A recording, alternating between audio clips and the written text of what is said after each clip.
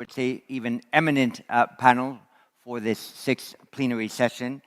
It's a delight that Dr. José Ramos Horta is with us, President of Timor-Leste, a small country in Southeast Asia, one who is also an aspirant to join the relevant regional organization, ASEAN. We, as you know, always ensure that we have the perspective here at the Shangri-La Dialogue of big powers that play a role in the region, but we also give voice to the smaller countries in the region. Yesterday we had a very impressive statement from the Minister of Home Affairs of Fiji, for example. We are also delighted to have with us Prime Minister Kaja Kallas of Estonia.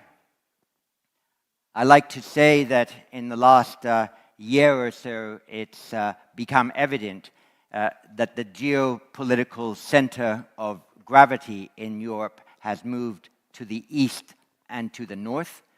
That does not mean that the power of the traditional Western European countries, Germany, France, UK, is commensurately reduced, but the center of gravity, to use also a Clausewitzian term, has definitely moved to the east and to the north, and as has been publicly acknowledged, as recently by President Macron in Slovakia, listening to the east and the north is now a geopolitical responsibility of those in Western Europe.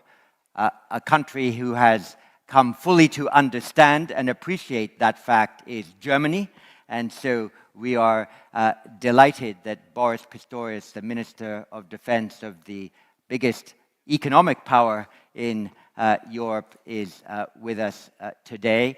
As you know, the IISS is headquartered in the UK.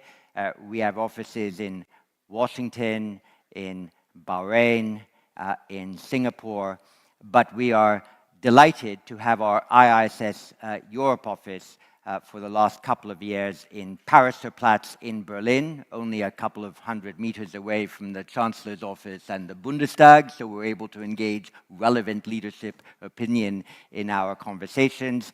And we have an excellent German-Australian who runs that office, Ben Schwer. So with that filibustering prefatory set of comments, could I please invite the President of Timor-Leste to address the sixth plenary. Thank you very much.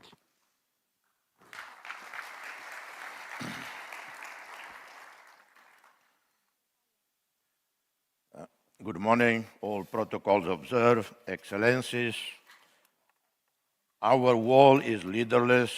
Multilateral institutions are weakened, sidelined by superpowers. Those who claim entitlement to a place of honor in the UN Security Council, G7 and G20, have not shown the required wisdom and the leadership to forge regional and global partnerships for action to resolve the many man-made catastrophes plaguing entire communities and nations across the globe. Global challenges are not met with adequate preventative soft power strategies and action. Hard power tools available to the mightily rich of the world are not lawfully applied because the powers that could make a difference between war and peace are too busy squandering resources in narrow, selfish rivalries, each bent on regional influence and supremacy. According to Nobel laureate Kailash Satyarthi, every year in the last 2 decades, the annual wealth of the world has increased $30 trillion, and yet hundreds of millions of our fellow human beings in the global south do not have access to clean water, nature's treasure that is fast becoming a scarcity in cities and countries across the world. Shockingly, there is never enough money for clean water and sanitation, for sustainable agriculture, food security, and child and mother nutrition. There is never enough money for universal health care and fully equipped hospitals in most of the global south. Even in the face of tens of millions of fellow human beings thrown back into the agony of poverty, most creditor countries and commercial banks worldwide refuse to write off the debt of the now critically impoverished countries. We share the same planet, but we live in different global villages. Most survive in slums. Few live in Alice in Wonderland palatial homes.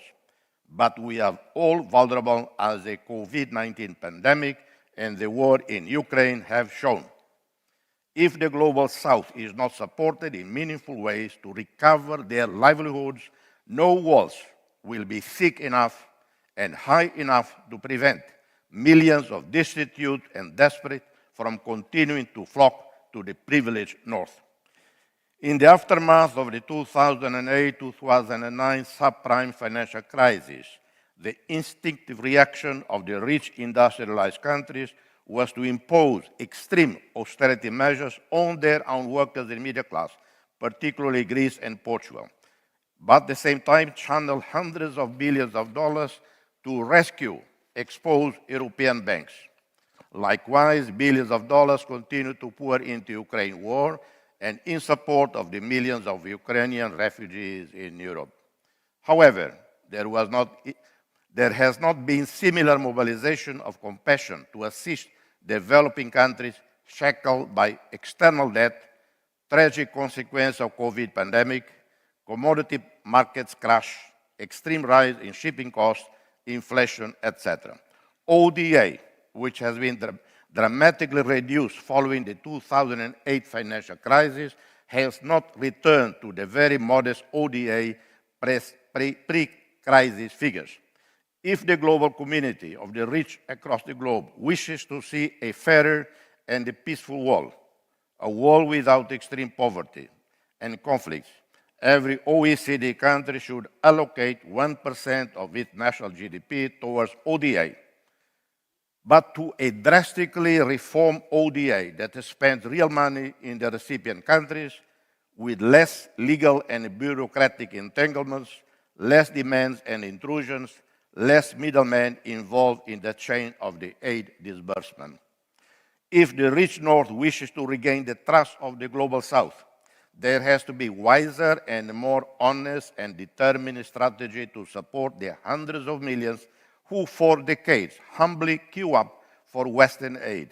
Much of it was spent not in the supposedly recipient needed countries, but actually spent on endless studies, missions, international experts, etc.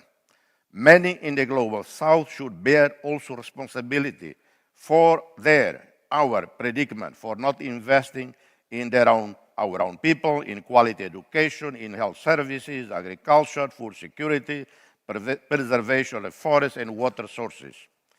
And billionaires of the Global South should come together to support a Global South Fund for Education and Health, to support projects like bringing clean water to every community, sustainable agriculture, food security, youth employment, and eradication of child stunt and malnutrition.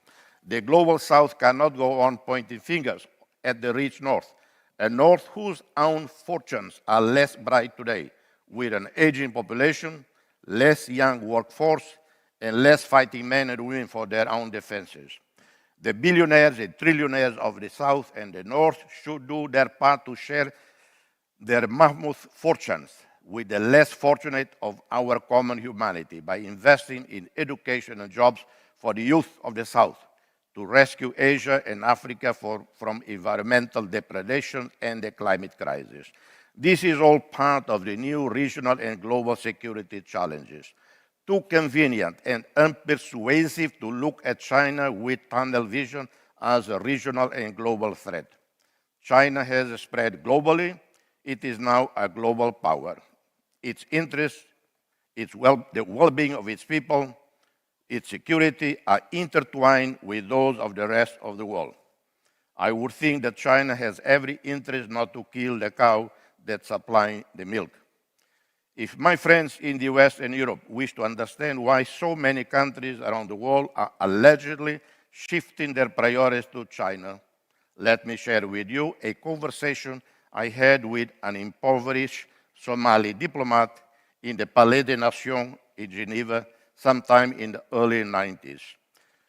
The mighty USSR had imploded. Somalia had imploded earlier when in 1977, one of the Soviet Union's most trusted allies, the dictator Siad Barre, invaded Ethiopia's Ethiopia's Ogaden province. The end of Somalia began then in the desert of Ogaden, and with it the loss of the Soviet Union, its most important footprint in the Horn of Africa, the Berbere naval base. The junior diplomat and I had become friends, and often over a café au lait in the Serpentine and an unattractive coffee lounge in the Palais des Nations, we shared stories of our misfortunes. He said in Resigned Fatality, I quote, "In the past, when the Europeans and Americans lecture us on human rights and refuse to help, we just turn to Moscow. Now we are alone, nowhere to go. No one is helping us." It was believed, and actually it was feared in some quarters, that the collapse of the Soviet Union would have an unpredictable, contagious impact on China. Well, China survived it all.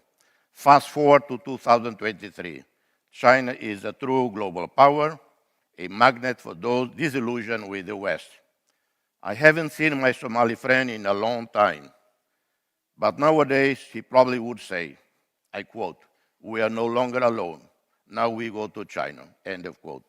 Excellencies, while Asia continues to lead the world in growth and prosperity, dark clouds hang over our region, ranging from extreme poverty and inequality exacerbated by COVID-19 pandemic, man-made climate change, the war initiated by Russia against its neighbor Ukraine, food chain, international trade disruptions, commodity prices, external debt, nuclear proliferation, North Korea, South China Sea, Taiwan. We can continue to entertain the illusion that Democratic People's Republic of Korea may give up its nuclear weapons ambitions. But the DPRK is already a nuclear power, and I don't see how a totalitarian nuclear power would willingly dismantle its arsenal. Having said that, I submit that to help keep the peace in the Korean Peninsula, China and the US must re-engage at summit level.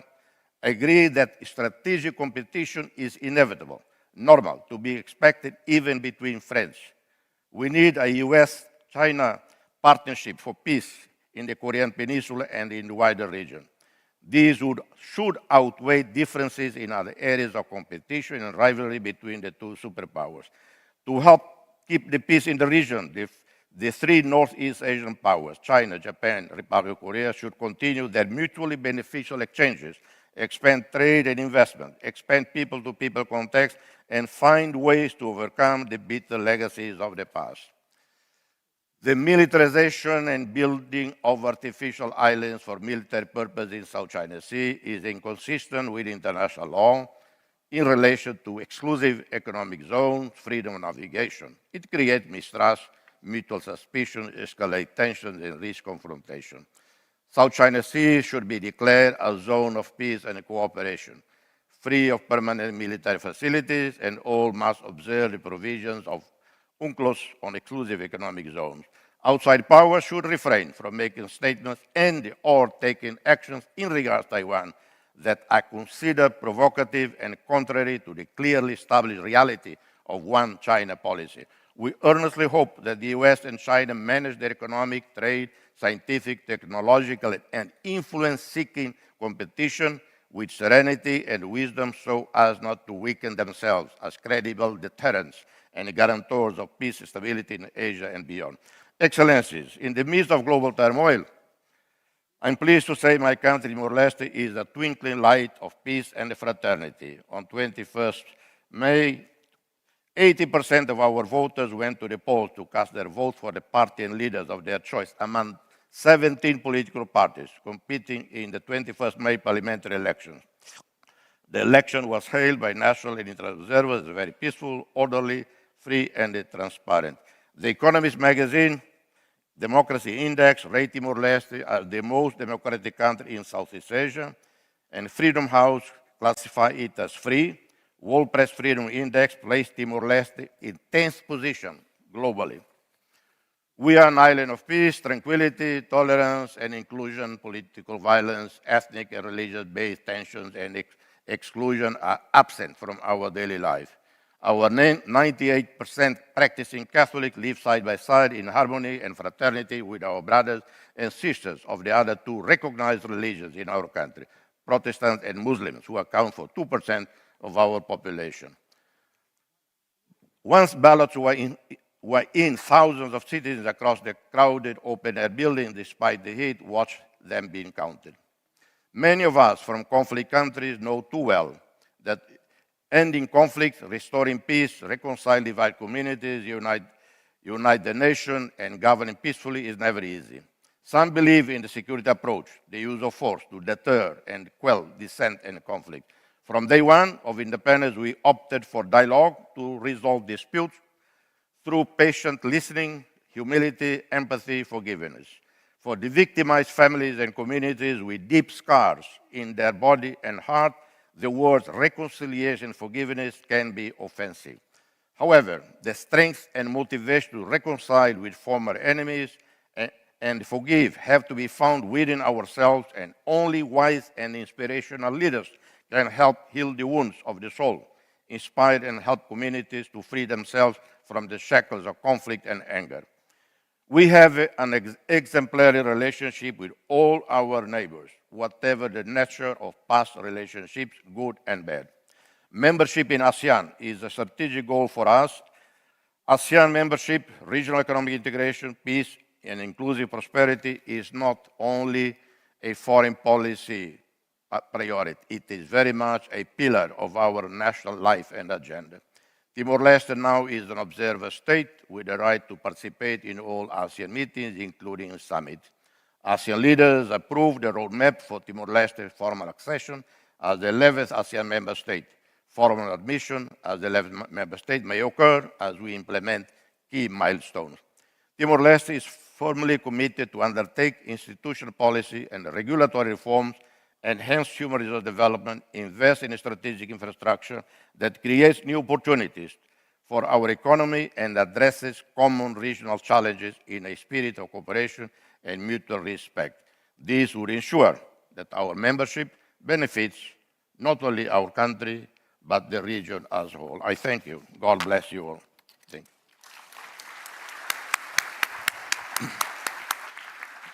Mr. President, thank you very much for that wide-ranging speech and your appeal for action to follow analysis, your statement that international law should be respected in the South China Sea, and also your appeal for more organized dialogue between the great powers who may be active in this region. And in advance of COP28, we also hear your appeal to understand the particular climate change challenges that countries like yourself suffer from. It's a delight now to welcome to the stage the Prime Minister of Estonia, a sign also as to the variety of countries in Europe that are now interested in this region. Tomorrow, the Prime Minister of Estonia will open the first Estonian embassy in Singapore. Prime Minister.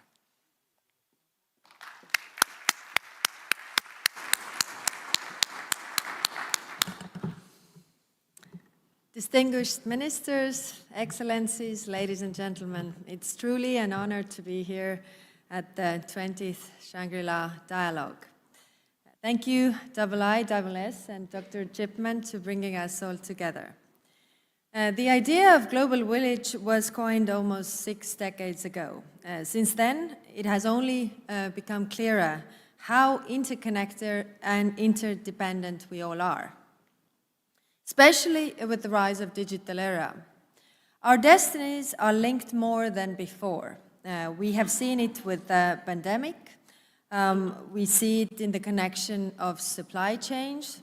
We see it with the climate change and with geopolitics. Security challenges in the Indo-Pacific and Euro-Atlantic area are inseparable.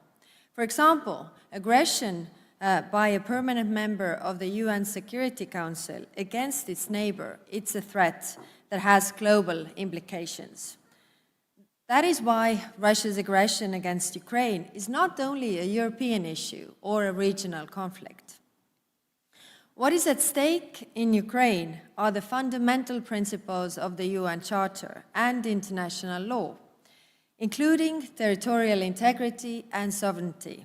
That is, the right to exist as a country. Make no mistake, in Russia's vision for security, it is acceptable to conquer and colonize another country. Its vision for security is completely non-compatible with the principle of equal rights of states.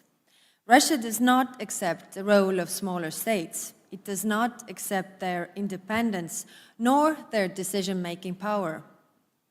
It is a matter of global security not to let this vision succeed. Otherwise, we would all wake up in a much more dangerous world.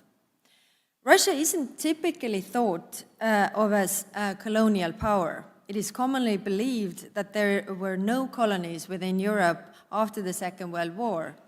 That is why we rarely hear about the Soviet Russia's colonial policy in the Central and Eastern Europe. Instead, Central Eastern Europe within the Soviet Union is often described in supposedly neutral terms like countries within the Soviet bloc and countries under Soviet influence. But what did this entail in reality?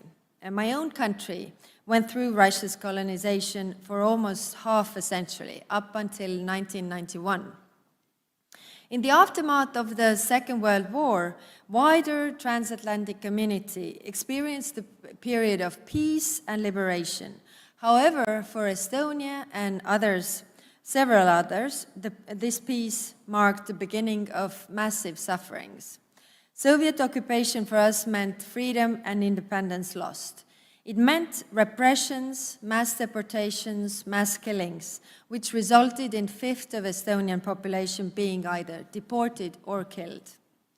My grandmother and my own mother were put on a cattle wagon and sent to Siberia, and my mother was only a 6-month-old baby. Many did not survive the journey. In an effort to further their Russification policy, the Soviet Union deported Estonians and replaced them with migrants from the Soviet Russia. Russian occupation meant exploiting our resources and economy. Many nations have experienced colonialism, and they have seen the similar pattern of mistreatment and exploitation. I recall this because it mirrors the playbook that the Kremlin is using in Ukraine today. In fact, the Russian invasion of Ukraine is a continuation of colonialist land grab policy that many thought had ended with the collapse of the Soviet Union. And I recall this to demonstrate the human cost of occupation, the cost that those that would be left under Russian occupation, if the line were to be drawn in Ukraine today, would suffer. Ladies and gentlemen, truth is an important line of defense, and debunking myths is necessary to tailor a global response to stop Russia conquering its neighbors. For example, I'm reading with a deep worry how Kremlin sometimes succeeds in spreading lies as if its war of choice against Ukraine had been caused by NATO, or as if NATO members or Russia's neighbors threaten Russia's sovereignty and territorial integrity. In fact, the absolute opposite is true. Russia's war against Ukraine has made it once again crystal clear why countries in the Central and Eastern Europe, after breaking free from the Soviet Union, quickly asked to join NATO. These are the actions of the Soviet Union and later Russia that explain why so many countries wanted to join NATO. The alliance doesn't exist to threaten Russia. It is for defending its members from it. It exists to keep tens of millions of people from being enslaved and slaughtered by Russia. Finland's and Sweden's complete turnaround in their defense policy is most recent example of this. With Finland in NATO and Sweden soon on its way, the long tradition of military non-alignment in the Nordics has ended. These were decisions driven by the sharp shifts of public opinion. These were the decisions made by the people. We have witnessed democracy in action in its truest form. And this all makes it clear that NATO poses a threat to Russian colonialism and not to Russia's security. Defense is not escalation. as you have said, Dr. Chipman. And as someone put it simply, if I install a security alarm in my house, it is not the threat to my neighbor, unless the neighbor plans to enter and break into my house. Language matters. Those who accuse of NATO of expansionism and escalation are adopting to the same imperialistic language and ideology promoted by Kremlin. The viewpoint disregards the right of smaller countries to make their own choices about their foreign policy, about their defense arrangements. It denies their independence and sovereignty. Living next to an aggressor state left us and several others with no other option but to apply to NATO's security guarantee. We would be living through some really dark times right now if we were not in NATO and EU members. So it is multilateralism and strong alliances that are yet another stronghold of defense, especially for small states. Ladies and gentlemen, the international community has given a clear assessment of the Russian aggression via the United Nations General Assembly. 141 member states have deplored in the strongest terms the aggression of Russia against Ukraine and demanded its complete and unconditional withdrawal from the territory of Ukraine.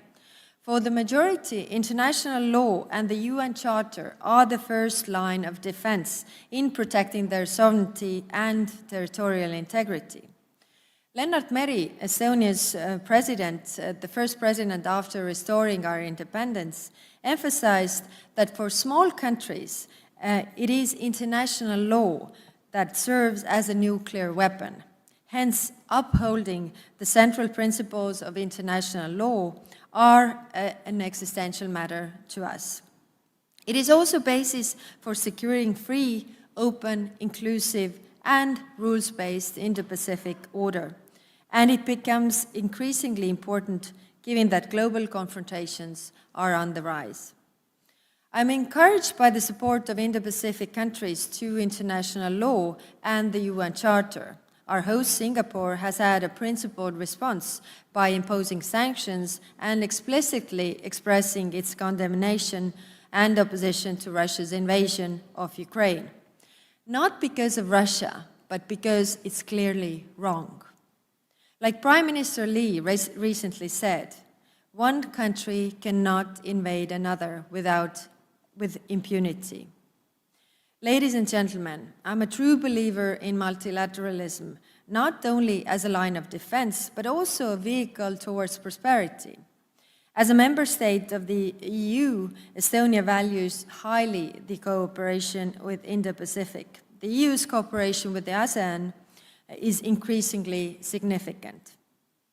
And there are other threats and challenges we in Europe and partners over here are facing together. Threats from disinformation, cyber, hybrid attacks, economic coercion, and climate change are on the rise. The resilience of our systems, both digital and physical, are tested on a daily basis, as are international standards and common rules. One takeaway we can build upon together is that we need to build connections and set standards with those whom we can trust. The EU and ASEAN have a new momentum for further cooperation in the field of global connectivity and reduce dependencies on unreliable partners. That is why European Union's trusted connectivity initiatives will focus on the green transition and sustainable connectivity with Southeast Asia. Building new trusted connections must go hand in hand with cybersecurity. I see good potential for greater cooperation with the European Union and ASEAN Singapore Cybersecurity Center of Excellence. In conclusion, closer partnerships is a great opportunity for learning from each other during these very turbulent times. These examples show how we can build prosperous partnerships together with the Indo-Pacific region and safeguard and strengthen international law together. We may be oceans apart, but our security is very closely connected. We shall continue insisting a full respect of the UN Charter and ensure oppression and tyranny do not prevail over freedom and sovereignty. Thank you.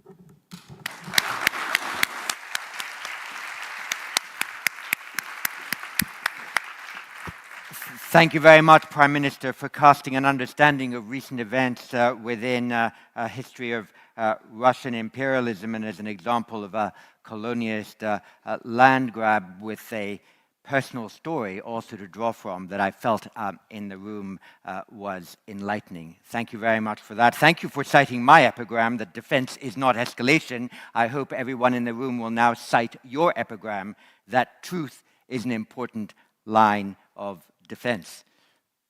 Minister of Defense of Germany.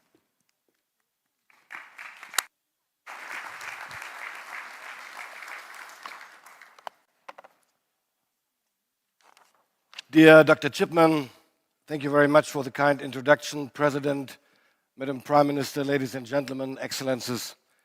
It is really a great honor to be here today, and I'm really glad to be in Singapore and at such an early stage of my term as German Defense Minister.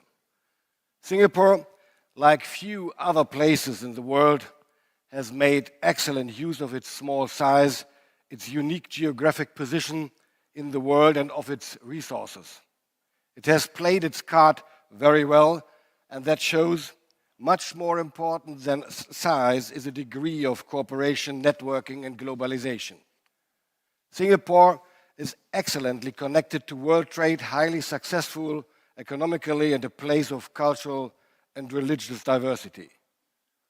The same applies to the Shangri-La Dialogue, an outstanding forum for intensive exchange among partners, open to the global diversity of views, positions, interests, and perspectives based on mutual respect. Ladies and gentlemen, in an increasingly interconnected and multipolar world, multilateral cooperation is key. In my speech at the Munich Security Conference a few months ago, I said that I am a child of the Cold War. But that is only half my story. I may have started my school career overshadowed by a divided continent and in a country whose security was protected by its allies. But I started my political career in my hometown, Osnabrück, a city in the northern part of Germany, as a mayor. And Osnabrück is a city of the Westphalian peace, the peace who ended the 30 years during World War in the 17th century. And the Westphalian peace still has implications to the world order up to now. And I'm shaped, as to say like that, by that history of peace in Osnabrück. And I started this career in Osnabrück in a unified country and a unifying European continent. Unifying and unified thanks to the engagement and the foresightness of our American allies, the European and international community and its leaders, led by the ideas of democracy and multinational cooperation. This historic achievement brought unprecedented peace, stability and prosperity to Europe and to Germany. But for too long, it also made us self-centered, especially with regard to Asia. For too long, we were focused primarily on economical relations, while not paying enough attention to the global political developments, especially in the Indo-Pacific. Over the past decades, this region has become a powerhouse in many respects. Emerging and fast-growing economies, closely integrated into the world economy, and a young, well-trained and educated population full of expectations and ambitions. Economic growth and success lead to political power shifts in terms of global trade architecture and technological standardization, as well as in questions of peace and security. It is very clear the countries of the Asia-Pacific are shaping the 21st century. Ladies and gentlemen, in a region of such importance, thriving economies and impressive growth rates have stimulating effects on the entire world economy. At the same time, any major tension or even armed conflict will have severe negative consequences, not only on the Indo-Pacific, but also on the rest of the world, including Europe and including Germany. That is why Germany is committed to contributing to peace and security in the Indo-Pacific, and we are ready to strengthen our engagement in the years to come. We want to actively support multilateral fora and institutions that we consider important for the peaceful settlement of conflicts. This is particularly true for ASEAN. ASEAN's ability to unite countries with a high degree of diversity in terms of history, ethnicity, religion, and governance is impressive. We believe in the centrality of ASEAN, with its reach far beyond its geographical situation. We commend ASEAN's inclusiveness with the many partnerships and fora that it has created in order to bring main stakeholders in and around the Indo-Pacific to the table. And we fully share ASEAN's unwavering commitment to the rule-based international order. In this spirit, ladies and gentlemen,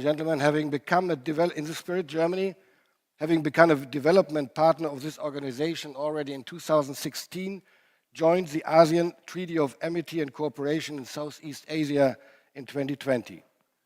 During our EU Council presidency in 2020, we were equally able to establish the strategic partnership between the EU and ASEAN. As Defense Minister, I see a particular added value in the ASEAN Defense Ministers Meeting Plus. It provides an excellent platform to maintain dialogue with all important players in the region, including specifically the US and China. Ladies and gentlemen, today the rules-based order, which ASEAN, the EU, and so many nations of the Indo-Pacific and across the globe are committed to, is under severe stress. Russia's illegal war of aggression is a ruthless attack on Ukraine's sovereignty, its innocent people, and its brave soldiers. This war jeopardizes energy security, economic prosperity, and food security around the globe. And it is an attack on the foundation of the international security architecture and the foundations of international law. Principles we had all considered self-evident. Principles that, unlike pointed out this morning before, were not made by the powerful few, but were made multilaterally and inclusively to protect especially the many less powerful countries around the world, ladies and gentlemen. This is incredibly dangerous for the world as a whole. If Russia wins, the message to revisionist powers around the world will be that aggression and the unprovoked use of military force are acceptable, can be successful, also here in the Indo-Pacific. I am thus deeply grateful for the strong and swift support many countries of this region have shown in order to make it very clear to Russia. The global community does not accept this illegal war. With dedication, it is opposing any attempt to undermine the rule-based international order and any attempt to change the status quo by force, be it in Europe, in the Asia-Pacific, or elsewhere. Ladies and gentlemen, for Germany, Putin's war of aggression in the middle of Europe has become a historic turning point in our foreign and security policy. We call it the Zeitenwende, a tectonic shift that reaches far beyond our support for Ukraine. We have launched significant new investments in military equipment and will increase our national defense spending to 2% of our GDP. We are realigning our armed forces towards collective defense, including enhanced operational readiness and intensified military cooperation with our partners. And we commit ourselves to taking on more responsibility for our own security and the security of our allies and partners. This includes rethinking our arms export policy, in particular when it comes to supporting partner nations with a legitimate interest of self-defense. We must defend the rules-based international order no matter where it is challenged. And we have to stand up for the freedom of navigation and the respect of the United Nations Convention on the Law of the Sea. To a large extent, this can and should be done by a non-military means. In 2021, Germany joined RECAP, the agreement on combating piracy in Asia. We contribute to the International Fusion Center here in Singapore, which I had the honor and pleasure to visit on Friday. Germany also stands ready to support all efforts to promote bilateral or multilateral confidence-building measures, such as pre-notification of exercises, mutual invitation to participate in exercises, mutual site visits, inspections of military installations, or arms control agreements. In this vein, we welcome yesterday's offer of the US administration to enter into negotiations with Russia and China on nuclear arms control without preconditions. At the same time, we will not get very far if we are not ready to stand up for the rule-based international order, also by contributing with military capabilities.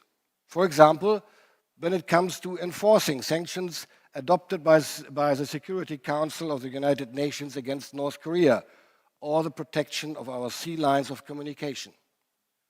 To this end, the German federal government sent a frigate to the Indo-Pacific in 2021 and will again in 2024 deploy maritime assets, this time a frigate and a supply ship to the region. These deployments, I want to make that very clear, are not directed against any nations. To the contrary, they are dedicated to the protection of the rules-based international order that we all signed up to and which we all should benefit from, be it in the Mediterranean, in the Bay of Bengal, or in the South China Sea. Ladies and gentlemen, since I went into politics, I have witnessed how many countries of the Asia-Pacific have stepped up their cooperation with a unified and peaceful Europe. And many governments represented here today stand up against Russian aggression, united in the clear commitment and dedication to fostering cooperation, peace and stability. Such dedication and commitment are more important today than ever before. The global challenges we are all confronted with are manifold. None of us can succeed alone, and we certainly cannot succeed when working against each other. We need to keep engaging with each other, even more so when the going gets tough, when interests and positions diverge, and when differences threaten to turn into serious confrontation. What the world needs today is multilateralism instead of unilateralism, multipolarity instead of bipolarity, cooperative security instead of confrontation. We need the rule of law instead the rule of force. Germany will remain committed to this endeavor, together with our partners in Europe, in America, in the Asia-Pacific, and across the globe. Thank you.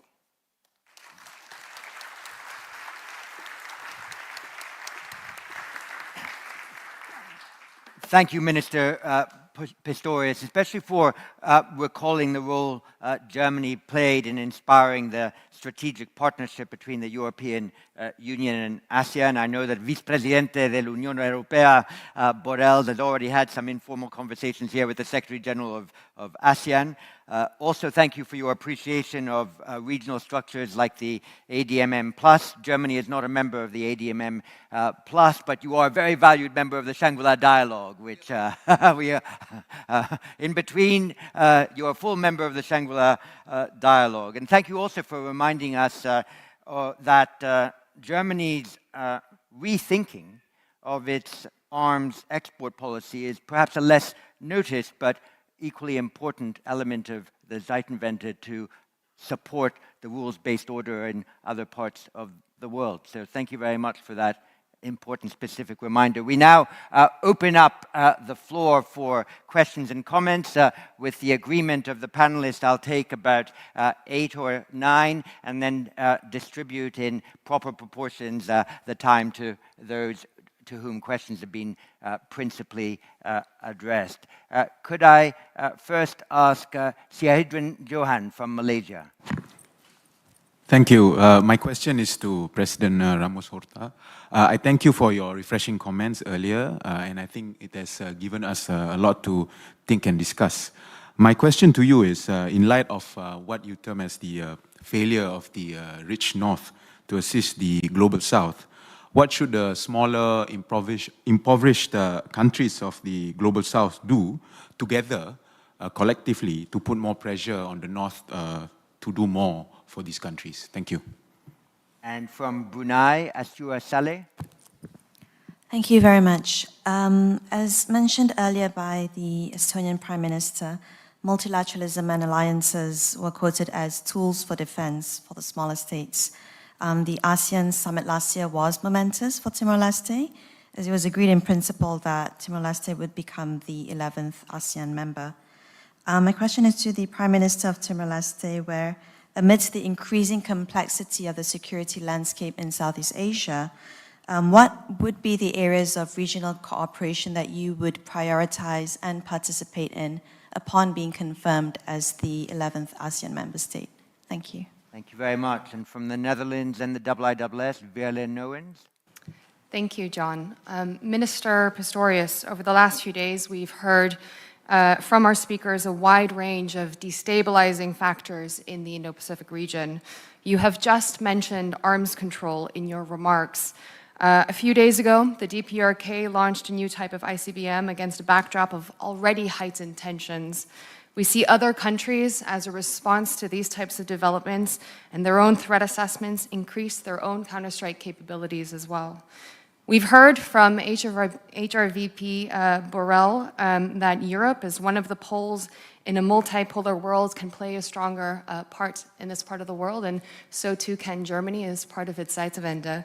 What can Europe and Germany specifically do on arms control in the Indo-Pacific region? Thank you. Thank you. And from the UK and also the IISS, John Rain. Thank you, John.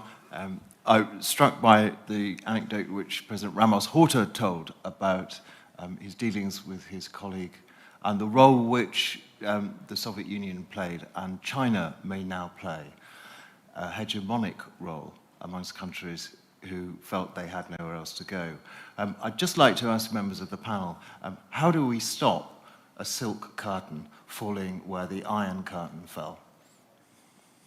Thank you very much. Another striking phrase that perhaps we should record. May-Britt Stumbaum from Germany. Thank you very much. As a German, I want to congratulate you for the sizable and substantial delegation, which truly underlines that there's a Zeitenwende in Germany. And you mentioned that we have been too self-centered for too long with economic domination prevailing. Michael Yahuda called this the tyranny of distance and the primacy of trade. And it's good to hear that this is over. I wanted to ask, as you said, it is important to signal that we support the rule-based order and the international law. And you said it's two theaters have become one. What happens in Ukraine, what happens here, has signals worldwide. How do you see the Indo-Pacific deployment in 2024? Germany sent the frigate Bayern here. We had Rapid Pacific. But we have more signals to send. We heard the last days about other European countries sending their shipments to the region to show the international base order is here. UNCLOS is at display. Will we sail through that part that is so important for German European trade, that is so important for our resilience of supply chain through the Taiwan Strait this time? Thank you. Thank you. And from Vietnam, Dic Tran. Thank you, Dr. Chipman. So my question is for Minister Kallas. Estonia is known for having a strong cyber capabilities. And it has played an important role in helping Ukraine to strengthen their cybersecurity. So I would like to know whether Estonia will increase cyber cooperation with South Asian countries, and if yes, how? Thank you. Thank you very much. Ben Schrier from Germany and also the IISS. Thank you, John. My question is for Minister Pistorius. Thank you for your excellent remarks. In his remarks yesterday, High Representative Borrell rightly pointed out that countries in this region are still skeptical about the EU's security and defense role. He also argued that the EU is not a military union and that military means are not at the forefront of its strength as a global actor. This might imply that the Indo-Pacific really shouldn't expect a major strategic role for the EU in this part of the world. And so my question first is, do you agree? And secondly, if so, does that mean that individual European powers, including Germany, have to pursue a more national approach to defense engagement in this region in order to become more credible and to pursue their interests? Thank you. Thank you very much. And from China, Jiazhu Zhao. Thank you, John. My question is also going to Estonian Prime Minister. You mentioned that NATO is a defensive organization. Now, I have a little bit different opinion. We know NATO is a security alliance, that is a military alliance. The existence of a military alliance needs enemies, needs adversaries. So when it provides security guarantees to its members, but also at the same time, it puts its fingers to other countries, view other countries as threat, as enemies. So as a result, if we take a bigger picture, so what it has brought to either in Europe or in Asia Pacific is not peace and stability, but division and confrontation. So that is what it has happened in Europe and what it is happening in Asia Pacific. Why? After the end of the Cold War for more than 30 years, why the security situation either in Europe and in Asia Pacific deteriorated? So I think that is the reason for NATO or for US military alliance in this region. So I'd like to have your opinion or your comment on my argument. Thank you. Thank you very much. Justin Bakisal. Thank you, John. Following up from the question of the delegate from China, I would like to ask a question from the Prime Minister of Estonia. What do you think are the basic requirements for small countries to feel secure despite having a big neighbor? As we all know, a threat is not just about the intention of your neighbor, but also its capabilities and opportunities. So we would be remiss not to plan for all contingencies when we are beside such neighbors. What has Russia done wrong in the recent decades for its neighbors to remain fearful of it? And constructively, what might China learn from that? Thank you. Thank you very much. I'll take a couple of more. Shengor Aun from Cambodia. Thank you. My question goes to Minister Pistorius. With regard to the German stand on Taiwan, in the event of the cross-strait conflict, what is the German position on the conflict, and how would German would see the German and European role in the conflict as well? Thank you. Thank you very much. Actually, I will take even another couple more, and then each of the panelists will have 5 minutes to take it. They've each taken exceptionally good notes here, so I think we'll be well served. Alistair Gale from the UK. Thank you very much. I have a question for Dr. Ramos Horta. You mentioned the need for a US-China partnership for peace. We're here at a meeting of defense ministers, but there's been no conversation between the US and Chinese ministers.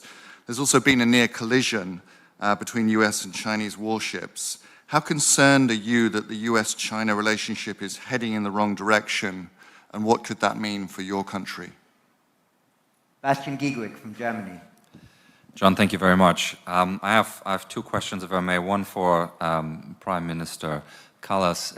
Yesterday, the Swedish Defense Minister Jonsson said NATO supports its partners but defends its allies. And I was wondering whether, with a view to the Vilnius summit, you can give us your thoughts on what you would like, what kind of message you would like to see vis-à-vis Ukraine and NATO membership. And one question for Defense Minister Pistorius. So you spoke about changes you expect to see around Germany's arms export policy, and I think I venture, I guess, that piqued the interest of several nations here in the region, but possibly also some of the companies represented here in the room. So I was wondering whether you could add a little bit more detail on what those changes might look like, or what kind of changes you're hoping for. Thank you.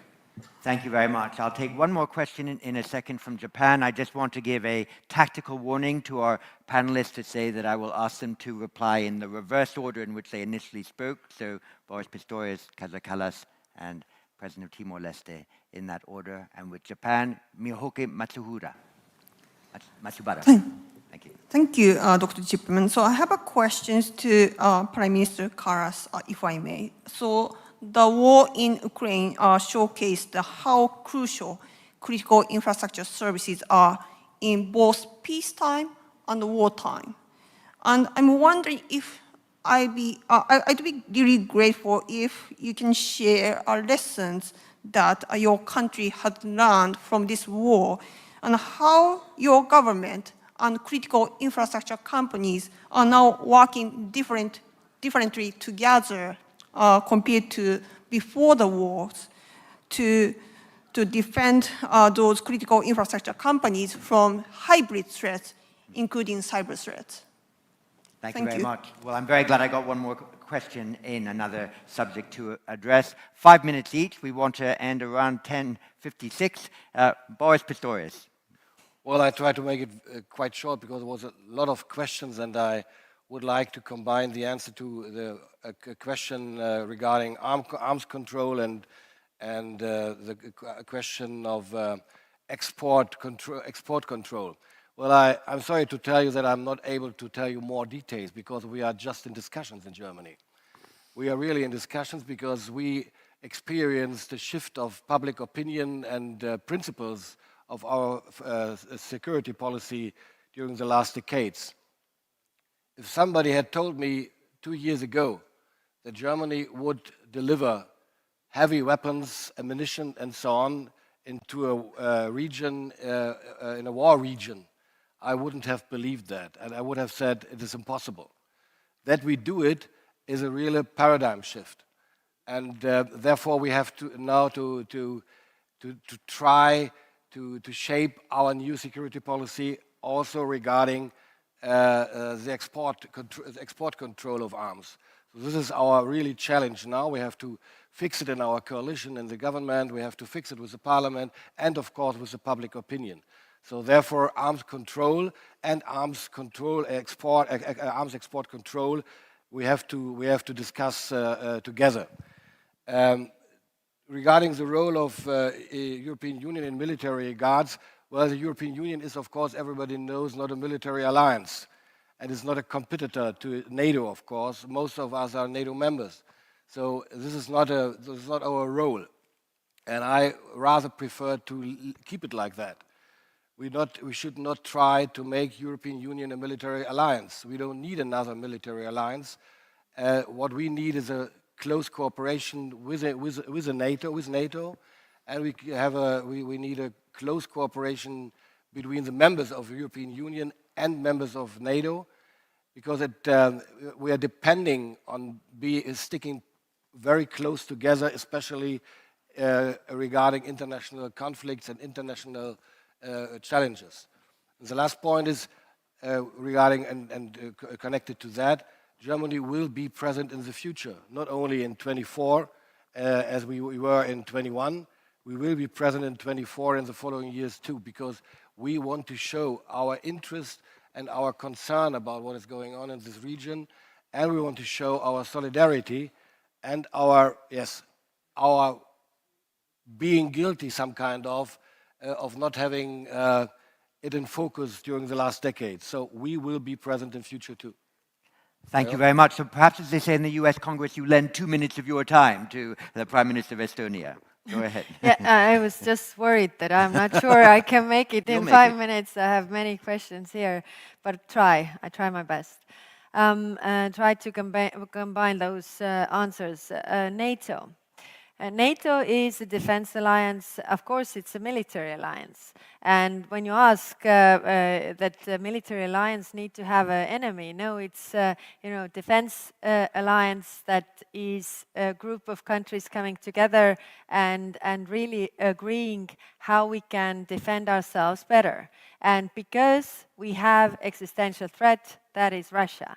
NATO has also said that out. But just to play out this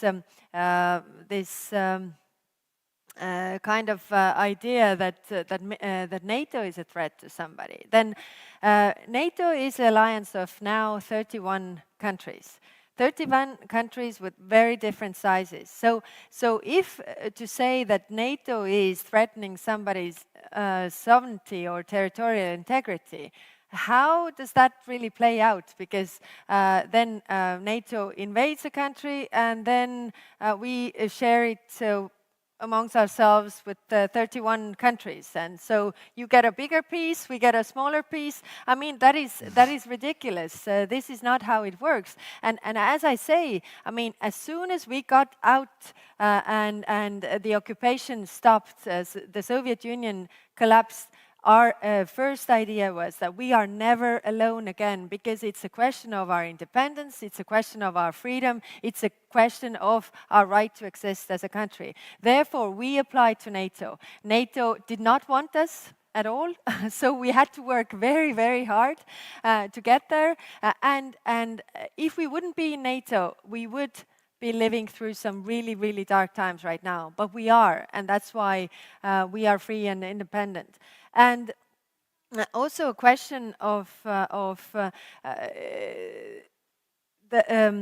discussion is around of spheres of influence, which is the topic that Russia wants to really have. That, okay, let's divide the world so that these are your spheres of influence and these are mine, like they did, Germany and Russia in 1939, which meant, great atrocities for my country, for example, because the world was divided. So the point is, the only security guarantees that there are for small countries is the end of gray zones, really. That we have big friends, and when we have big friends, then a big bully doesn't really bully you, because this is dangerous also to them. And what are the basic requirements for a lasting peace, and why Russia keeps on attacking its neighbors is we have to do everything to show that aggression as a policy tool cannot pay off.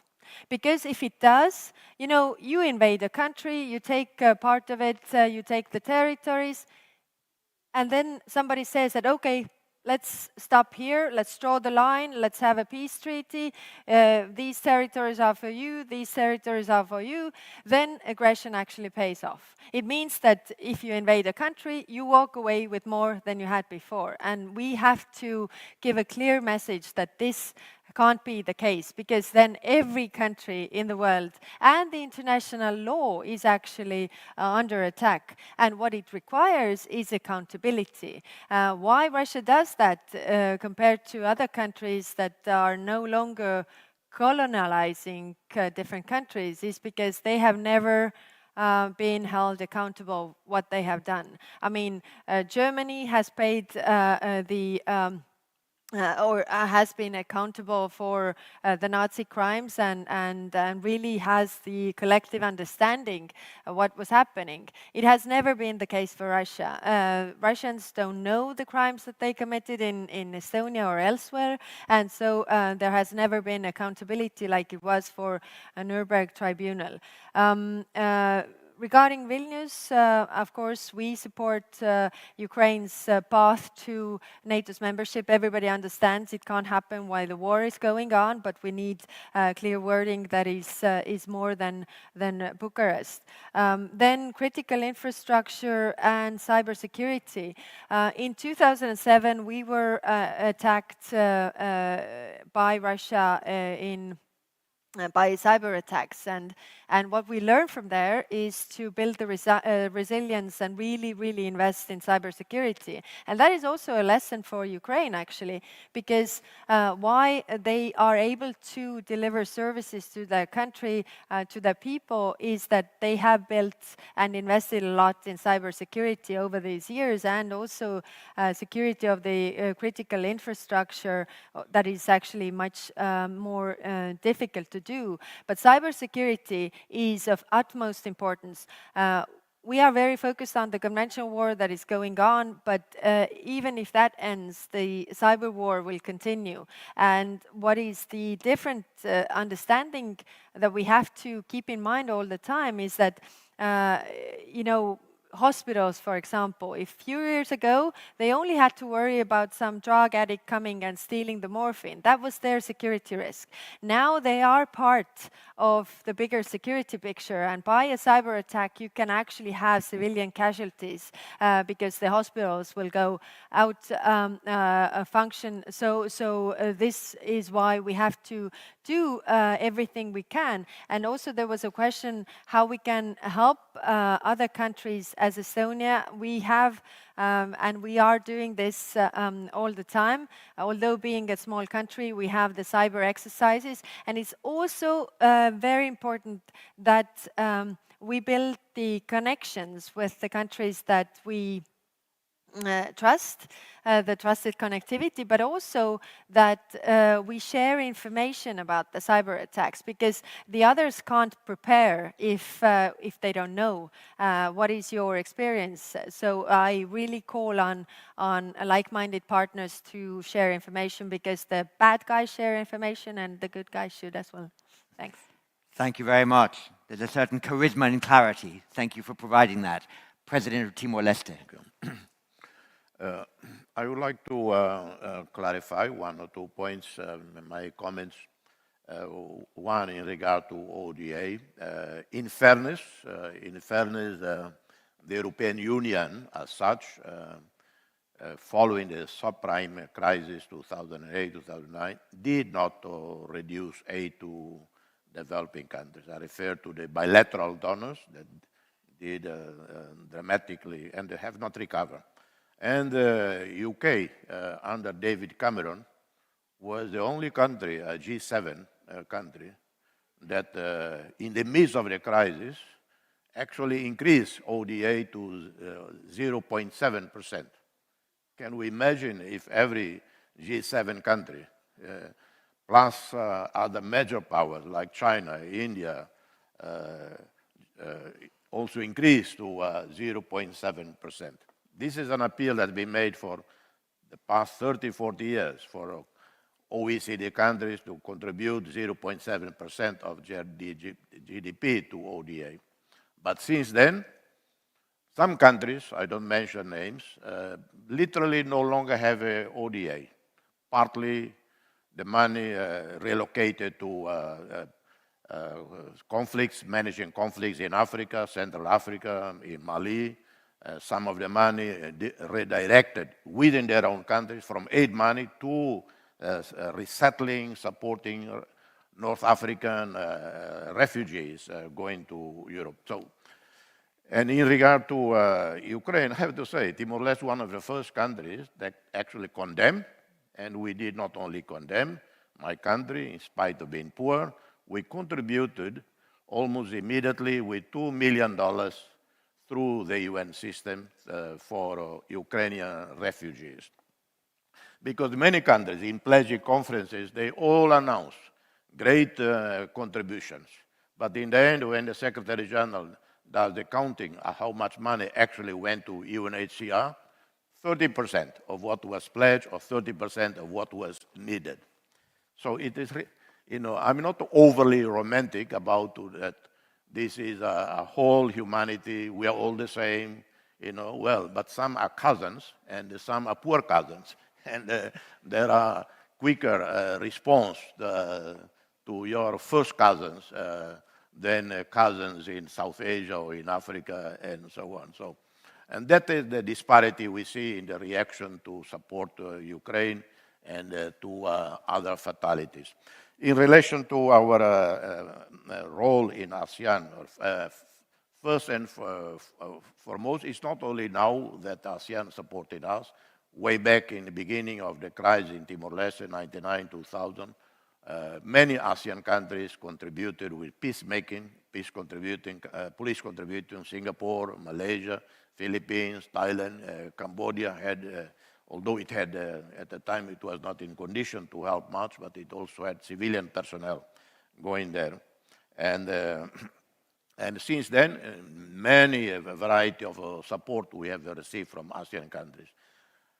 In November last year, the summit in Phnom Penh agreed in principle that Timor-Leste should be the 11th member.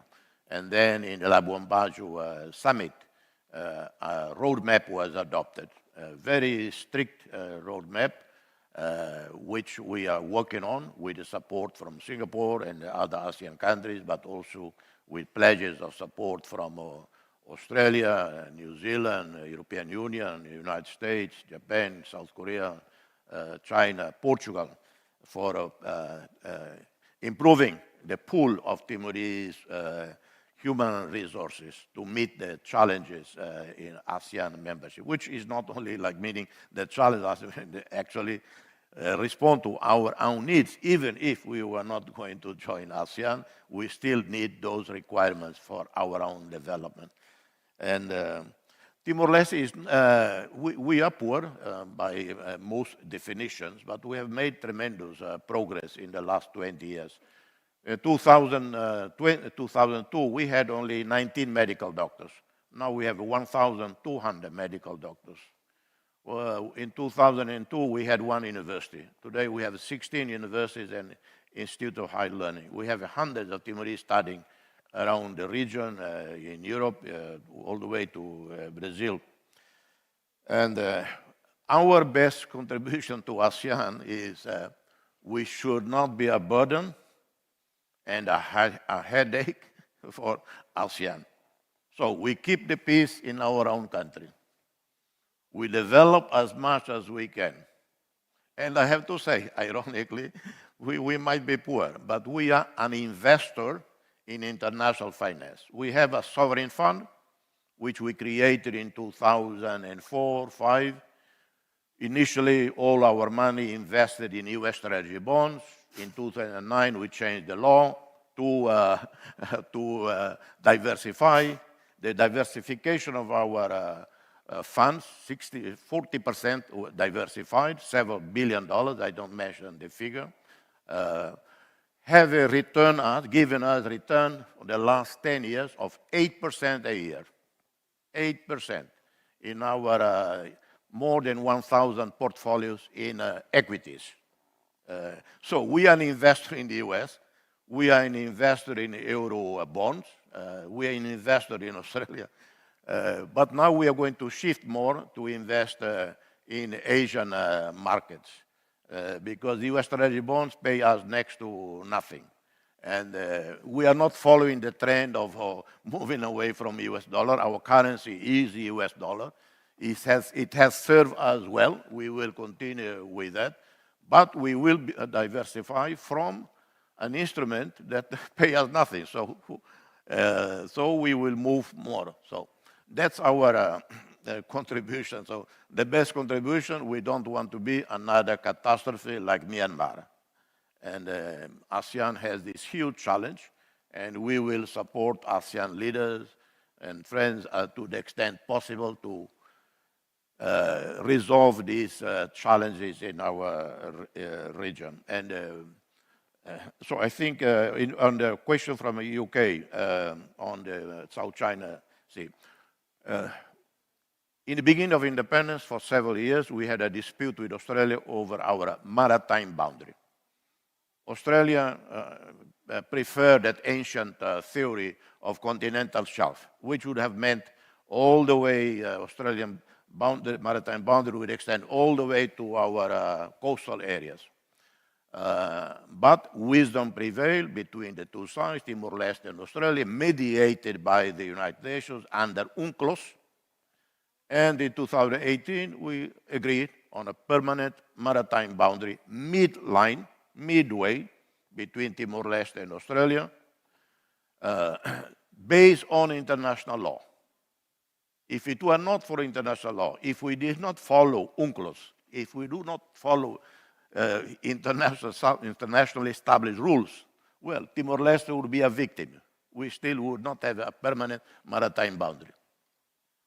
Thank you very much. By the way, on that last point, I think the last international treaty of significance between a European country and Russia was when Norway and Russia signed the maritime boundary also within the midpoint of a previously contested area. And the person who negotiated that is the Norwegian ambassador to London, who was also the Norwegian ambassador to the United States. And as a sign of how the center of geopolitical gravity is moving to the east and to the north, he thinks the next most prestigious post for him to have is as the Norwegian ambassador to Finland, a position he's taking up in August, an interesting factoid.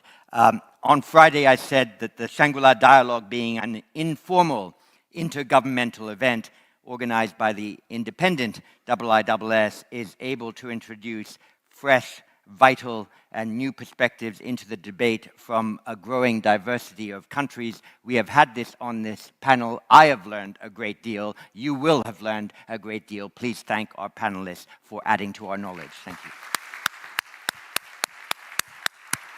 That was super.